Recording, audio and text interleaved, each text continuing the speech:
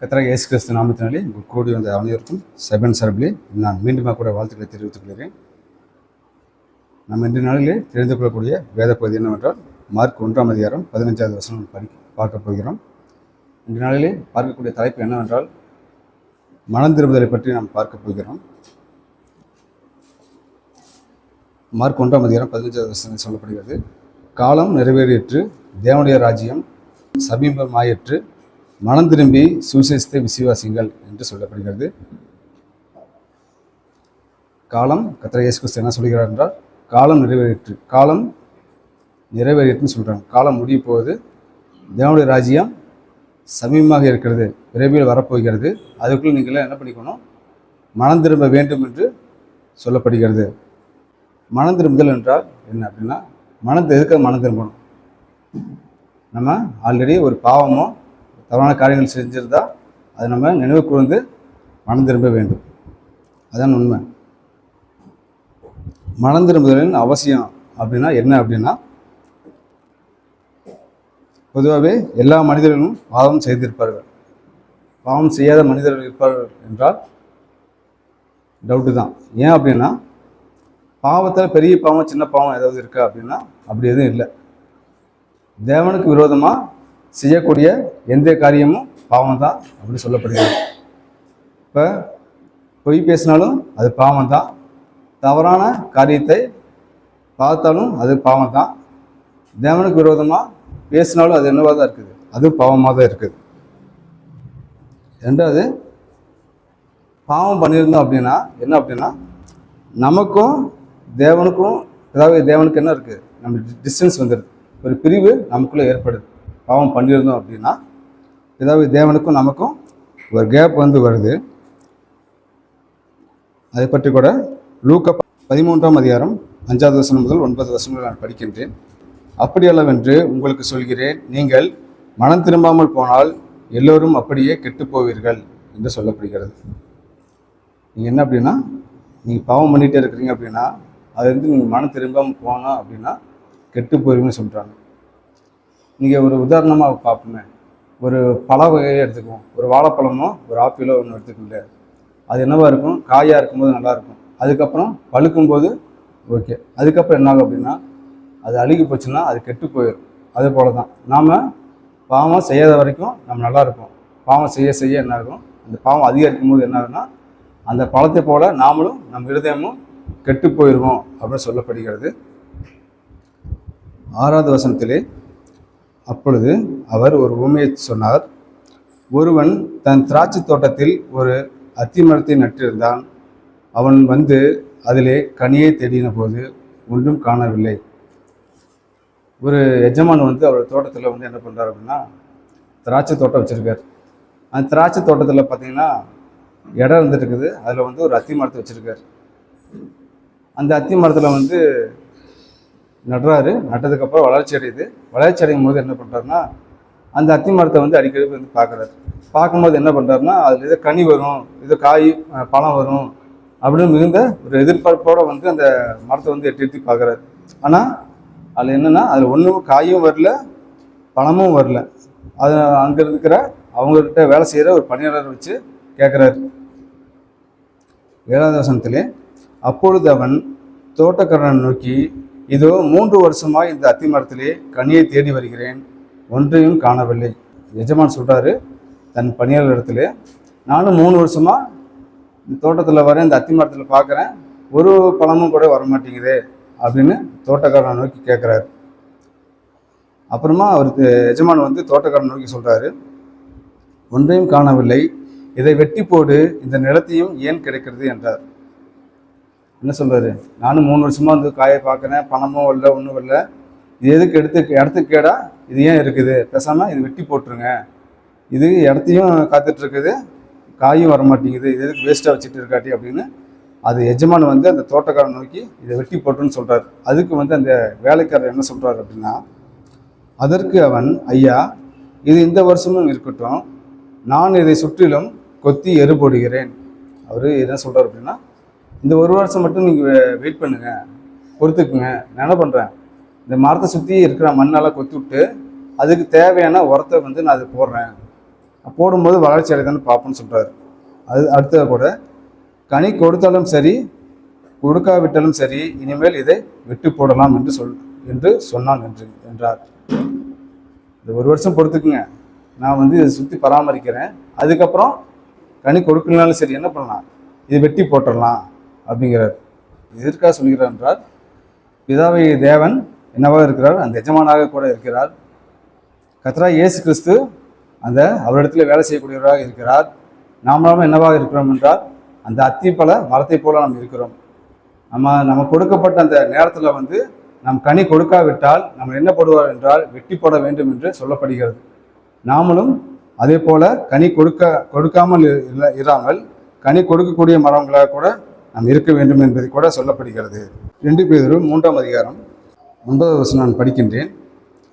தாமதிக்கிறார் என்று சிலர் எண்ணுகிறபடி கர்த்தர் தமது வாக்குத்தத்தத்தை குறித்து தாமதியிராமல் ஒருவரும் கெட்டு போகாமல் எல்லோரும் மனம் திரும்ப வேண்டும் என்று விரும்பி நம்மேல் நீடிய பொறுமை உள்ளவராக இருக்கிறார் என்று சொல்லப்படுகிறது. அந்த 1 வருஷம் சொல்லியிருந்தாங்க இல்லையா, அதே போல தான். ஏன் அது வெட்டி போடாமல் இருக்கிறாங்க அப்படின்னா, நமக்கு கர்த்தர் என்ன பண்ண இருக்கிறார்னா பொறுமையாக இருக்கிறார்.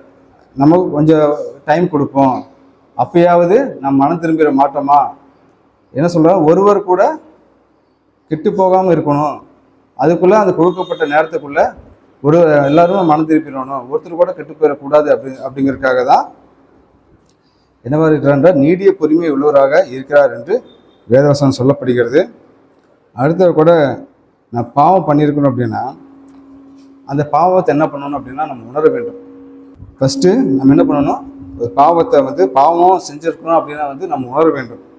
2வது அந்த பாவத்தை தேவனிடத்தில் அறிக்கையிட வேண்டும். 3வதாக கூட பாவத்தை விட்டு விலக வேண்டும். 4வதாக தேவனுக்கு கீழ்ப்படிந்து ஒரு புதிய மனிதனாக வாழ வேண்டும் என்று சொல்லப்படுகிறது.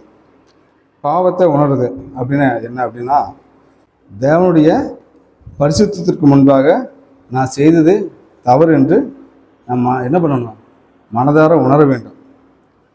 பின்னாடி என்ன அப்படின்னா, தேவனத்தில் பயமோ அல்லது நம்ம குற்ற உணர்ச்சியோ இல்லை, தேவனுக்கு விரோதமாக என்ன பண்ணியிருக்கோம், நாம் நடந்திருக்கிறோம் அப்படிங்கிறத நடந்திருக்கோம் என்று உணர வேண்டும். பின்னாடி அவரது திரும்ப வேண்டும் என்ற மனநிலைமை நமக்குள்ளே இருக்க வேண்டும். அப்போது தான் நம்ம அந்த உணரக்கூடிய நிலைமை நமக்கு வரும். சங்கீதம் 51ஆம் அதிகாரம் 3-4 வசனங்களை நான் படிக்கின்றேன். என் மீறுதல்களை நான் அறிந்திருக்கிறேன், என் பாவம் எப்பொழுதும் எனக்கு முன்பாக நிற்கிறது. தேவரீர் ஒருவருக்கு விரோதமாக நான் பாவம் செய்து உமது கண்களுக்கு முன்பாக பொல்லாங்கனை நடப்பித்தேன். நீர் பேசும்போது உம்முடைய நீதி விளங்கவும், நீர் நியாயம் தீர்க்கும் போது உம்முடைய பரிசுத்தம் விளங்கவும் இதை அறிக்கையிடுகிறேன். நம்ம என்ன பண்ணணும்னா, இதை நம்ம பாவம் செஞ்சுட்டோம் அப்படிங்கிறத நாம் உணர்ந்து அவரிடத்தில் திரும்ப வேண்டும் என்கிற ஒரு மனநிலைமையும், அவரிடத்தில் நம்ம திரும்ப வேண்டும் என்கிற மனநிலைமை நமக்குள்ளே இருக்க வேண்டும் என்று சொல்லப்படுகிறது. 2வது கூட நாம் தேவனிடத்தில் என்ன பண்ணோம்னா, நாம் செய்த பாவத்தை அறிக்கையிட வேண்டும். நாம் செய்த பாவத்தை என்ன பண்ணணும்னா நம்ம மறைக்கூடாது. நாம் செய்த பாவம் நம்ம பக்கத்தில் மறைக்கலாம், ஆனால் தேவனிடத்தில் மறைக்க முடியுமா, மறைக்க முடியாது. மறைக்காமல் நியாயப்படுத்தக்கூடாது. நம்ம செய்த பாவத்தை என்ன பண்ணோம்னா, நம்ம ஒரு சிலர் பார்த்திங்கன்னா என்னதான் பண்ணாலும் அது நான் செஞ்சது சரிதான் அப்படின்னு சொல்லுவாங்க. மற்றவங்க பண்ணது தப்பு, நான் செஞ்சது சரியாக தான் இருக்கும் அப்படின்னு சொல்லுவாங்க. அந்த மாதிரி நியாயப்படுத்தாமல் தேவனுக்கு முன்பாக உண்மையான அன்பு கொள்வதும், நான் செய்தது தவறு என்பதை என்னை மன்னிங்கள் என்றும் மனதார என்ன பண்ணணும், தேவனிடத்திலே நாம் அறிக்கையிட வேண்டும் நான் செய்த பாவத்தை. 1 யோவான் 1ஆம் அதிகாரம் 9வது வசனத்திலே, நம்முடைய பாவங்களை நாம் அறிக்கையிட்டால் பாவங்களை நமக்கு மன்னித்து எல்லா அநியாயத்தையும் நீக்கி நம்மை சுத்திகரிப்பதற்கு அவர் உண்மையும் நீதியும் உள்ளவராக இருக்கிறார். நம்ம என்ன பண்ணுறோன்னா, நாம் பாவம் செஞ்சதை ஒரு இடத்துல அறிக்கையிட்டால் பாவங்களை நமக்கு என்ன பண்ணுவார் என்றால், நாம் செய்த பாவங்களை மன்னித்து எல்லா அநியாயத்தையும் நம்மளிடத்தில் நீக்கி நம்மளை சுத்திகரிப்பார், புதிய மனிதனாக சுத்திகரிப்பார் என்று அவர் உண்மையும் நீதியும் உள்ளவராக இருக்கிறார் என்று வேதவசனம் சொல்லப்படுகிறது. அடுத்தது கூட நம்ம என்ன பண்ணோம்னா, நான் பாவம் செஞ்சேன்னா முதல்ல அதை விட்டு விலக வேண்டும் என்று சொல்லப்படுகிறது. எப்படி விலகிறது அப்படின்னா, பாவத்தை விட்டு விலகுதல் எப்படின்னா, பாவம் செய்வது தவறு என்பதை நம்ம முதல்ல உணர வேண்டும். உணர்ந்து அதை தொடர்ந்து செய்யக்கூடாது. பாவம் செஞ்சிட்டோம், அந்த பாவத்தை என்ன பண்ணணும்னா திரும்ப திரும்ப செய்யாமல் இருக்கணும். செய்யாமல் தேவனுக்கு பிரியமான காரியத்தை நம்ம என்ன பண்ணணும், செய்ய வேண்டும். அவருக்கேற்ற அவர் சொன்ன வழிமுறையை வச்சு நம்ம வாழ வேண்டும் என்று சொல்லப்படுகிறது. நீதிமொழி 28:13, தன் பாவங்களை மறைக்கிறவன் வாழ்வடைய மாட்டான், அவர்களை அறிக்கை செய்து விட்டு விடுகிறவனோ இரக்கம் பெறுவான். நம்ம எப்படின்னா நம்ம பாவம் செஞ்சதை மறைக்கக்கூடாது. அப்படி மறைக்கிறப்ப நம்ம என்ன பண்ணோம், வாழ்வடைய மாட்டோம், வாழ மாட்டோம்.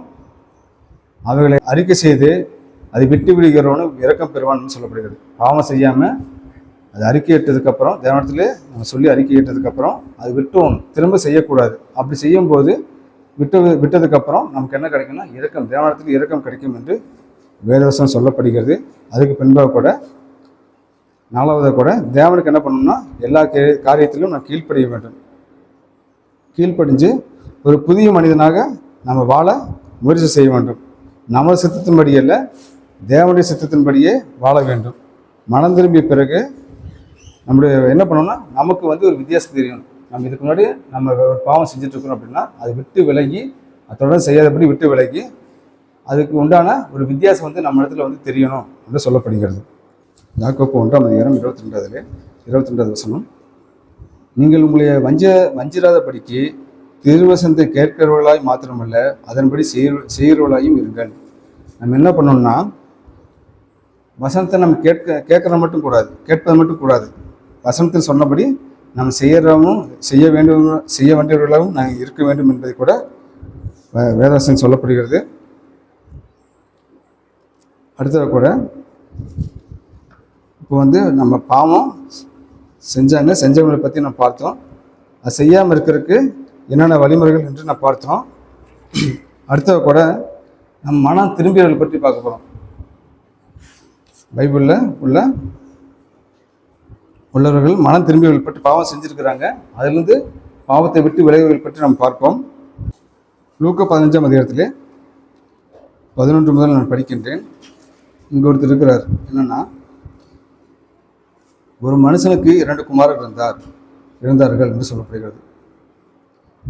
அவர்களில் இளையவன் தகப்பனை நோக்கி, தகப்பனே, ஆஸ்தியில் எனக்கு வரும் பங்கை எனக்கு தர வேண்டும் என்றான். அந்தப்படியே அவன் அவர்களுக்கு தன் ஆஸ்தியை பங்கிட்டு கொடுத்தான். இதில் ஒரு உண்மை சொல்கிறாரு. என்ன அப்படின்னா, ஒரு ஊரில் ஒரு தகப்பன் இருக்காரு. அந்த தகப்பனுக்கு 2 குமாரர்கள் இருக்காங்க. அதில் இளைய குமாரன் தன் நண்பர்கள் பேச்சை கேட்டுக்கொண்டு என்ன பண்ணுறாரு அப்படின்னா, தன் தகப்பன் இடத்துல அவருக்கு உண்டான ஆஸ்தியை கேட்குறாரு. அப்பா, இந்த மாதிரி உங்கள் சொத்து இருக்குதுல்ல, சொத்தை என்ன பண்ணுறீங்க, எனக்கு என்னுடைய பங்கை எனக்கு கொடுங்க அப்படிங்கிறாரு. அவர் என்ன சொல்லியிருப்பாருன்னு தெரியல. அவங்க அப்பா எடுத்து கொடுத்துருக்க மாட்டார், சில ஆலோசனை சொல்லியிருப்பார். அதை கேட்காம என்ன பண்ணுறாருன்னா, தன் இளைய மகன் தகப்பனத்தில் எனக்கு கொடுக்க வேண்டிய சொத்தை எனக்கு சரியாக சமமாக பிரித்து கொடுக்க வேண்டும் என்று கேட்குறார். அதற்கு அவர் கேட்டபடியே அவங்க அப்பா என்ன சொல்கிறாருன்னா, திருப்பி அவருடைய பங்கை அவர் பிரித்து கொடுத்துறாரு. அவர்கள் இளைய மகன் தகப்பனை நோக்கி, தகப்பனே, ஆஸ்தியில் எனக்கு பங்கை தர வேண்டும் என்றான். அந்தப்படியே அவன் அவர்களுக்கு தன் ஆஸ்தியை பங்கிட்டு கொடுத்துட்டாங்க. அதுக்கப்புறம் என்ன பண்ணுறாருன்னா, சில நாளைக்கு பின்பு இளைய மகன் எல்லாவற்றையும் சேர்த்து கொண்டு தூரத்து தேசத்துக்கு புறப்பட்டு போயிட்டார். அப்படின்னா அவர் சொத்தெல்லாம் பிரித்து வாங்கிட்டு இருந்ததெல்லாம் விற்று காசாக பணமாக மாற்றிட்டு, பொருளாக மாற்றிட்டு அவர் என்ன பண்ணுறாருன்னா, கண்காணாத தேசத்துக்கு, ரொம்ப தூரமாக இருக்கக்கூடிய ஒரு ஊருக்கு அவர் போயிடுறாரு. போனதுக்கப்புறம் என்ன பண்ணுறாருன்னா, அவர் துன்மார்க்கமாக ஜீவனம் பண்ணுறாரு. தன் ஆஸ்தியை அழுதி போட்டார்னு சொல்லப்படுகிறது. என்னென்ன செலவு பண்ண முடியுமோ எல்லா வகையான செலவும் அவருக்கு தேவையான அனைத்துமே செஞ்சுக்கிட்டாரு. அது நல்லதாகவும் கெட்டதாகவும் எல்லா விஷயத்துலையும் அவர் ஈடுபட்டு அவர் தன் காசு எல்லாமே அழித்து போட்டார்னு சொல்லப்படுகிறது. பின்பு எல்லாவற்றையும் அவன் செலவழித்த பின்பு அந்த தேசத்திலே கொடிய பஞ்சம் உண்டாயிற்று. அவர்கிட்ட இருந்த எல்லா பணமும் செலவாயிடுச்சு. அதுக்கப்புறம் என்னாச்சு அப்படின்னா, அந்த நாட்டிலே சாதாரண பஞ்சம் இல்லை, கொடிய பஞ்சம் உண்டாயிற்று அப்படின்னு சொல்லப்படுகிறது. அப்பொழுது அவன் குறைவுபட தொடங்கினான். அவர் இடத்துல எல்லா காசும் செலவாயிடுச்சு. அவர் மிகுந்த கஷ்டப்படுறாரு.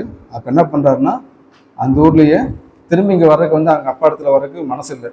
எல்லா காசும் வாங்கிட்டு வந்துட்டோம், அவருக்கு சேர்ந்தது எல்லாமே சுத்தமே பிரித்து வாங்கிட்டு வந்துட்டாப்புல. திரும்ப அந்த இடத்துல போகிறதுக்கு அவருக்கு உரிமை இல்லாமல் அவர் இருக்கிறாரு. அதனால் அங்கே திரும்ப போகக்கூடாதுங்கிற ஒரு வைராகத்தில் போகாமல் இருந்தார் எனக்கு தெரியல. அந்த ஊரில் என்ன பண்ணுறாருன்னா வேலைக்கு சேரலான்னு ஒரு ஐடியா பண்ணுறாரு. அந்த தேசத்துக்கு குடிகளில் ஒருவன் இடத்தில் போய் ஒட்டி கொண்டான். அந்த ஊரில் ஒரு எஜமான்கிட்ட போய் வேலை கேட்குறாரு. அந்த குடியானவன் அவனை தன் வயல்களில் பன்றிகளை மேய்க்கும்படி அனுப்பினான். அவர் இளைய மகன் என்னவா இருந்தார்னா, அவங்க அப்பா ஊர்லேயே வந்து என்னவா இருந்தார்னா மிகுந்த செல்வந்தர்களாக இருந்தார்கள், ஐஸ்வர்யனாக இருந்தார்கள்.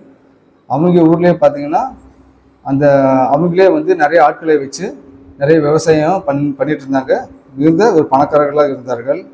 ஆனால் இப்போ என்ன ஆச்சு அப்படின்னா, இந்த ஊரில் ஒரு எஜமான்ட்டு வேலைக்கு சேர்ந்தது மட்டும் இல்லாமல் அவர் என்ன பண்ணுறாருன்னா வயலில் பண்ணி மேய்க்கிற வேலைக்கு இது கொடுக்குறாங்க. நீ என்ன பண்ணுற, அந்த வேலை தான் இருக்குது, அதை வேணால் செய்ய அப்படின்னு சொல்கிறார். ஏன் அப்படின்னா அவர் எதுக்காக வேலைக்கு சேர்ந்தார் அப்படின்னா பசிக்காக வந்து வேலைக்கு போகணும். வேலைக்கு போனால் தான் நமக்கு உணவு கிடைக்கும். இப்போ பொதுவாகவே நாம் என்ன பண்ணுறோம் அப்படின்னா, நம்ம எதுக்காக நம்ம வேலைக்கு போகிறோம் அப்படின்னு ஒரு கேள்வி வரும் நமக்குள்ளே. நம்மளே வந்து ஒரு வேலைக்கு போகிறோம் அப்படின்னு எதுக்காக போகிறோம் அப்படின்னா சாப்பாட்டுக்காக தான் போகிறோம். நம்ம தினைக்கும் நமக்கு என்ன வேணும், போஜனம் வேணும். போஜனம் வேணும்னா நமக்கு என்ன வேணும், பணம் வேணும். பணத்துக்காக தான் நம்ம வேலைக்கு போகிறோம். அதே போல் தான் அவர் சாப்பாட்டுக்கோசரம் அவர் வேலைக்கு போகிறாரு. ஆனால் போய் என்ன பண்ணுறோம் அப்படின்னா, அந்த எஜமான் அவருக்கு சாப்பாடு கொடுத்தாரு அப்படின்னு பார்த்தா 14வது வசனத்திலே, அப்பொழுது பன்றிகள் தின்கிற தவிட்டினாலே தன் வயிற்றை நிரப்ப ஆசையாக இருந்தான். வேலை சேர்ந்ததுக்கு ஊதியமும் கொடுக்கல, சாப்பாடும் கொடுக்கல. அப்போ என்ன பண்ணுறாரு, அங்கே பன்றிக்கு வைக்கப்பட்ட அந்த தவிட்டாவது நாம் சாப்பிடலாம் அப்படின்னு நினச்சிட்டு இருக்கிறாப்புல.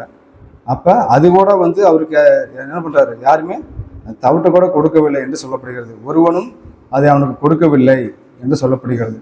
பின்பு என்ன பண்ணுறாருன்னா யோசிக்கிறார், ஏன்னா நாம் அப்படி இருந்தோமே, தப்பான இடத்துல அப்படி இருந்தால் நம்ம கீழே எத்தனை வேலைக்காரர்கள் இருந்தார்களே, ஆனால் நாம் வந்து நம்முடைய சூழ்நிலை இவ்வாறாக இருக்கிறது என்று நினைவு கூறுறாரு. அதுக்கப்புறம் 17வது வசனத்திலே அவனுக்கு புத்தி தெளிந்தது. இப்போதான் என்ன பண்ணுறது, அவருக்கு மண்டையில் பொதுவாக ஒரு வார்த்தை சொல்லுவாங்க, மண்டையில் இப்போதான் உரைச்சிருக்குது அவருக்கு. அதுக்கப்புறம் தான் என்ன பண்ணுறாரு, அவருக்குள்ளே நினச்சிக்கிறார், மனசுக்குள்ளே பேசிக்கிறார், என் தகப்பனுடைய கூலிக்காரர் எத்தனையோ பேருக்கு பூர்த்தியான சாப்பாடு இருக்கிறது, நானும் பசியாக இருக்கிறேன். அவங்க ஊரில் அவங்கள்ட்ட வேலை செய்கிற பணியாளர்களுக்கு நல்லா சாப்பாடு கொடுக்குறாங்க.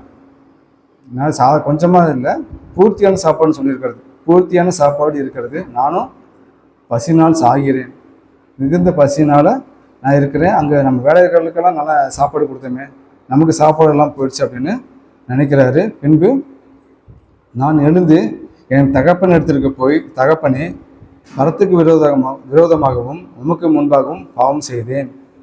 இனிமேல் உம்முடைய குமாரன் என்று சொல்லப்படுவதற்கு நான் பாத்திரன் அல்ல. உம்முடைய கூலிக்காரரில் ஒருவனாக என்னை வைத்துக்கொள்ளும் என்பேன் என்று சொல்லி என்ன சொல்கிறாரு, எங்கள் அப்பா இடத்துல வந்து நான் போயிட்டு, அப்பா நான் வந்து தேவனுக்கு முன்பாகவும் உங்களுக்கு முன்பாகவும் நான் மிகப்பெரிய பாவம் செஞ்சேன். நான் என்ன உங்கள் மகனாக இருக்கிறதுக்கு நான் தகுதி இல்லாதவனாக இருக்கிறேன். என்னை என்ன பண்ணுங்க, நீங்கள் வந்து என்னை மகனாக சேர்த்துக்க வேண்டாம். உங்கள் இடத்துல வந்து நிறைய பேர் வேலைக்காரர் இருப்பாங்கல்ல, அதில் வந்து என்னை வந்து ஒரு வேலைக்காரனை சேர்த்துக்குங்க அப்படின்னு நான் சொல்லுவேன் அப்படின்னு சொல்லி தான் பேசிக்கிட்டு அவருக்குள்ளே பேசிக்கிட்டு போகிறார். எழுந்து புறப்பட்டு தன் தகப்பனிடத்தில் வந்தான். அவன் தூரத்திலே வரும்போது எந்திரிச்சு அவர் என்ன பண்ணுறாரு, அவர் ஊருக்கு வந்து பிரயாணப்பட்டு போகும்போது தூரத்திலே என்ன பண்ணுறாரு, அவங்க அப்பா வந்து அவர் பார்த்துறாரு.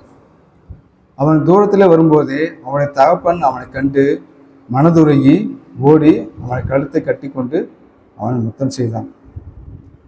அவன் ஒரு நினச்சிட்டு வராப்புல, நம்ம வந்து பையனை சேர்த்திக்க மாட்டாங்க, நம்ம வேலைக்காரனா சேர்த்திக்க சொல்லியாத கெஞ்சுவோம், அப்படியே சேர்த்திக்கணும்னு பார்ப்போம் அப்படின்னு நினச்சிட்டு அவன் மகன் வராது. ஆனால் அவங்க அப்பா வந்து என்ன பண்ணுறாரு, தூரத்தில் வரும்போதே இந்த பாசம் தாங்க முடியாமல் அவங்க மகளை நோக்கி ஓடுறாரு. இவர் ஓடும்போது என்ன பண்ணுறாருன்னா மனதுருகி ஓடுறாரு. ஓடுனது மட்டும் இல்லாமல் அது மகனை கட்டி பிடிச்சிக்கிறாரு. நம்ம எப்படி நம்ம இப்போ வேலைக்கு போய்ட்டு எல்லாம் வந்தோம்னா நம்ம குழந்தைகள்லாம் பார்த்தீங்கன்னா கொடுக்கணும்னு ஒடியாரும் போது தூக்கி கட்டி பிடிச்சி நம்ம முத்தம் கொடுப்போம். அது போல் அந்த தகப்பனும் அவங்க 2வது மகனை வந்து கட்டி பிடிச்சி முத்தம் கொடுக்குறாரு. அதுக்கப்புறம் அந்த குமாரன் சொல்கிறார், அவர் நினச்சிட்டு வந்தார் இல்லையா, அதை வந்து அவங்க அப்பாட்ட சொல்லணும்னு சொல்கிறார். குமாரன் தகப்பனை நோக்கி, தகப்பனே, பரத்துக்கு விரோதமாகவும் உமக்கு முன்பாகவும் பாவம் செய்தேன். இனிமேல் உம்முடைய குமாரன் என்று சொல்லப்படுவதற்கு நான் பாத்திரன் அல்ல என்று சொல்கிறார். அவங்க அப்பாட்ட சொல்கிறார், நான் வந்து தேவனுக்கு முன்பாகவும் உங்களுக்கு முன்பாகவும் நான் பாவம் செஞ்சுட்டேன், நான் வந்து உங்கள் மகனாக இருக்கிறதுக்கு தகுதி இல்லாதவனா நான் இருக்கிறேன் என்று அவர்கிட்ட சொல்கிறாரு. ஆனால் அவங்க அப்பா என்ன பண்ணுறாரு, அவர் சொல்கிறத காது கொடுத்து கேட்கல. அதற்கு பதிலாக தன் வேலைக்காரன் நோக்கி சொல்கிறார். என்ன சொல்கிறாரு அப்படின்னா, அப்பொழுது தகப்பன் தன் ஊழியக்காரனை நோக்கி, நீங்கள் உயர்ந்த வஸ்திரத்தை கொண்டு வந்து இவனுக்கு உடுத்தி இவன் கைக்கு மோதிரத்தையும் கால்களுக்கு பாதரட்சையும் போடுங்கள் என்று சொல்கிறார். அவர் சொல்கிறத கேட்கல. அவர் செஞ்சு போனதெல்லாம் வந்து ஒருத்தர் வந்து நமக்கு விரோதமாக ஒன்று செஞ்சுட்டாங்கன்னு வைங்களேன், அவர் பார்க்கும் போதெல்லாம் நமக்கு என்ன பண்ணணும்னா அவர் செஞ்ச காரியம் தான் நமக்கு மனசில் வரும். இவர் வந்து இப்படி பேசிட்டாரு, இப்படி செஞ்சிட்டாரு அப்படின்னு தான் நமக்கு வரும். ஆனால் அந்த தகப்பனுக்கு வந்து அப்படி தோணலை. என்ன பண்ணுறாருன்னா, அவர் செஞ்ச தவறுகள் எதுவுமே அவர் தோணலை. அவர் திரும்பி வந்துட்டாரே அப்படிங்கிற மட்டும்தான் நமக்கு வந்து அவர் தோணுது. என்ன பண்ணுறாருன்னா, தன் வேலைக்காரன் நோக்கி சொல்கிறாரு, நீங்கள் என்ன பண்ணுங்கள், விலை உயர்ந்த ஒரு வஸ்திரத்தை வந்து கொண்டு வாங்க. கொண்டு வந்தது இல்லாமல் அவருக்கு கைக்கு எல்லாம் சும்மா இருக்குது அப்படிங்கிறக்கோசரம் கைக்கு மோதிரத்தை வந்து கொண்டு வந்து போடுங்க. காலில் செருப்பு இல்லாமல் இருக்கிறாப்புல அவருக்கு முதல்ல பாதரட்சிகளை செருப்பை கொடுங்க அப்படின்னு சொல்கிறாரு. அது மாத்திரமில்லை, கொழுத்த கண்டை கொண்டு வந்து அடியுங்கள் என்று சொல்கிறார். அவர் மகனுக்கு என்ன பண்ணுறாரு, சாப்பிட்டாப்புலே இல்லையா தெரியல அப்படிங்கிறக்கோசரம் என்ன பண்ணுறது, சாதாரண கன்று இல்லை, கொழுத்த கன்று, நல்லா கொழுன்னு நல்லா ஹெல்த்தியாக இருக்கிற ஒரு இது கொழுத்த கன்றை வந்து கொண்டு வந்து அடியுங்கள், நாம் புசித்து சந்தோஷமாக இருப்போம் என்று அவர் சொல்கிறார். என் குமாரனாகிய இவன் மரித்தான், திரும்பவும் உயிர்த்தான், காணாமல் போனான், திரும்பவும் காணப்பட்டான் என்றான். அப்படியே அவர்கள் சந்தோஷப்பட தொடங்கினார்கள். என்ன பண்ணுறாரு அப்படின்னா, தன் மகன் செத்துட்டான், ஆனால் திரும்பவும் பாவத்தை என்ன பண்ணுறாரு, பாவம் பண்ணதை நினைவு கூர்ந்து அறிக்கையிட்டு என்ன பண்ணுறாரு, மனம் திரும்பி வந்து விட்டார், அதுவே உயிர்ப்பித்தான், காணாமல் போனான், திரும்பவும் காணப்பட்டான். அப்படியே அவர்கள் சந்தோஷப்பட தொடங்கினார் என்று வேதவசனம் சொல்லப்படுகிறது. அவர் எவ்வாறு அவர் பாவம் செய்தார்கள், அதை அது என்ன பண்ணார், பாவம் செஞ்ச தவறு என்று எண்ணி அறிக்கையிட்டு திரும்பவும் அவர் மனம் திரும்பி வந்து விட்டார் என்று இந்த வேதவசனம் உணர்த்தப்படுகிறது.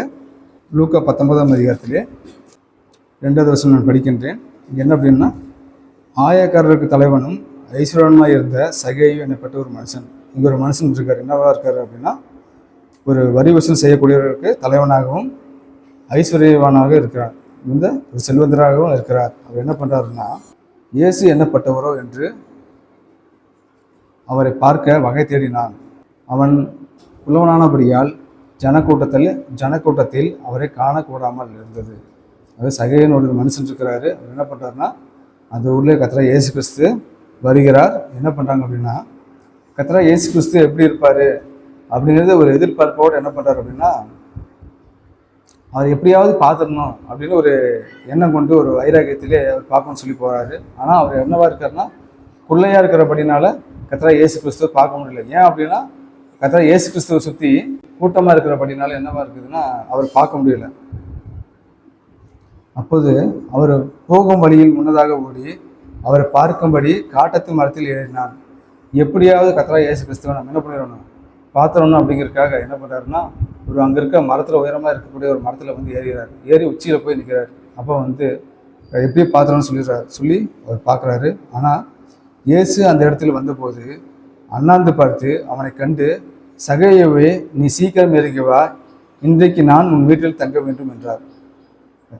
அவருக்கு வந்து மிகுந்த ஆச்சரியம். என்ன, கர்த்தராகிய இயேசு கிறிஸ்துவை நம்ம பார்க்க வேண்டும் என்று எண்ணம் கொண்டு அவர் மேலே இருக்கிறாரு. ஆனால் கர்த்தராகிய இயேசு கிறிஸ்துவ அந்த வழியில் வரும்போது என்ன பண்ணுறாருன்னா, இயேசுவே கூப்பிட்றாரு. என்னன்னா, சகேயுவே, நீ சீக்கிரமாக இறங்கி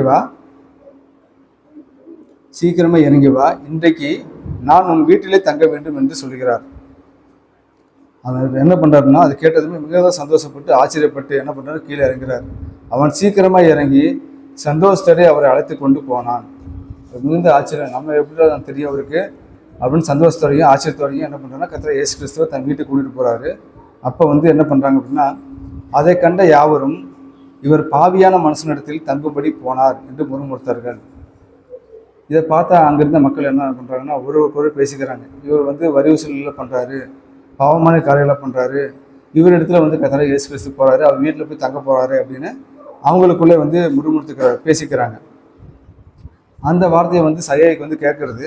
அப்போ வந்து சகேயு சொல்கிறார், சகேயு நின்று கர்த்தரை நோக்கி, ஆண்டவரே, என் ஆஸ்திகளில் பாதியை ஏழைகளுக்கு கொடுக்கிறேன். நான் ஒருவனிடத்தில் எதையாக அநியாயமாக வாங்கினதுண்டானால் நாளத்தினரை திருப்பி செலுத்துகிறேன் என்றார். இயேசு கிறிஸ்து சொல்றார். என்ன சொன்னால், ஆண்டவரே, என் ஆஸ்தியை பாதியை ஏழைகளுக்கு கொடுக்குறேன். அவருக்கு எவ்வளோ ஆஸ்தி எடுத்தது தெரியல, ஆனால் அவர் ஐஸ்வர்யன்னு சொல்கிறாங்க, மிகுந்த செல்வந்தராக இருக்கிறார்.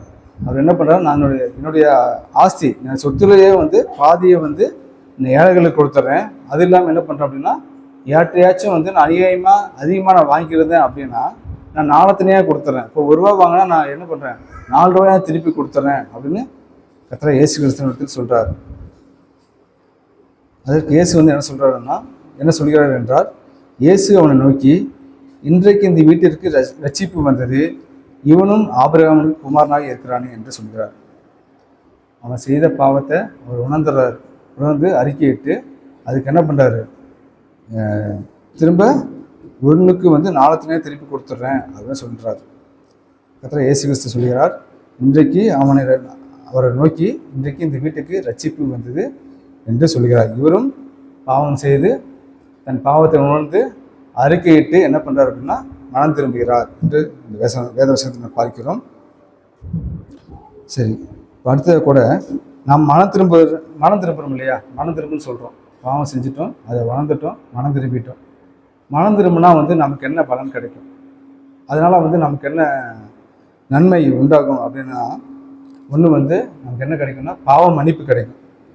பாவம் செஞ்சுருந்தோம், அதை மனம் திரும்பிட்டோம் அப்படின்னா நமக்கு என்ன கிடைக்கும்னா பாவ மன்னிப்பு முதல்ல கிடைக்கும். ரெண்டாவது, தேவனோட என்னவாக இருக்கும்னா நம்ம சமாதானமாக இருக்கும். முதல்ல நம்ம பாவம் பண்ணியிருந்தோம் அப்படின்னா நமக்கும் தேவனுக்கும் என்ன ஆகும் அப்படின்னா டிஸ்டன்ஸ் கேப் இருக்கும் இல்லையா. இப்போ என்ன ஆகும்னா பாவம் திரும்பிட்டோம் அப்படின்னா, மனம் திரும்பிட்டோம் அப்படின்னா நமக்கும் தேவனுக்கு என்னவாக இருக்கும்னா நம்ம சமாதானமாக இருப்போம்.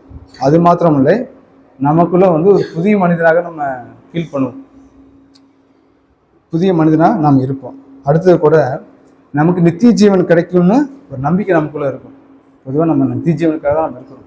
அப்போ நம்ம பாவம் செஞ்சுட்டோம், அது மனம் திரும்பிட்டோம் அப்படின்னா நமக்கு என்னவாக இருக்கும் அப்படின்னா நித்திய ஜீவன் கிடைக்கும் என்ற ஒரு நம்பிக்கை நமக்குள்ளே இருக்கும் என்று சொல்லப்படுகிறது. அடுத்தது கூட நம்ம தினமும் ஒன்று பண்ணணும்.